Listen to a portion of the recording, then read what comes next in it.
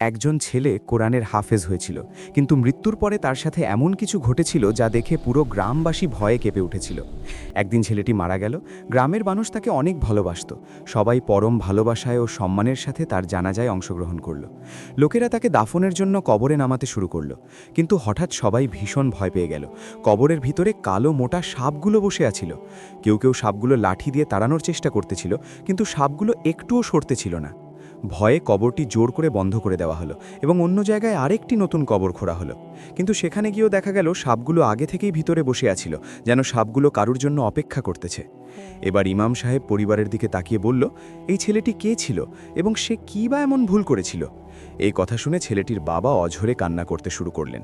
সে বললেন, হুজুর, আমার ছেলে কোরআনের হাফেজ হওয়ার সত্ত্বেও আমার ছেলে কোরআন ভুলে গিয়েছিল। সে নামাজ পড়তো না, রোজা রাখত না, বছরের পর বছর কেটে যেত, কিন্তু সে কোরআন শরীফ ছুঁয়েও দেখত না। লোকেরা তাকে হাফেজ বলতো, কিন্তু কেউ জানত না সে কোরআন শরীফ থেকে কত দূরে সরে গিয়েছিল। ইমাম সাহেব তখন তৃতীয় জায়গায় কবর খোঁড়ার আদেশ দিলেন। কবর খোঁড়া হলে সেখানে একটি বিশাল কালো রঙের সাপ দেখা গেল। ইমাম সাহেব বললেন, ওকে সাপের উপরে কবর দিয়ে দাও। মৃতদেহটা কবরে নামানোর সাথে সাথে ওই সাপটা লাশের উপরে আক্রমণ করল। লোকেরা ভয় পেয়ে কবরটি শক্ত করে বন্ধ করে দিল এবং দ্রুত নিজেদের বাড়িতে যেতে লাগল।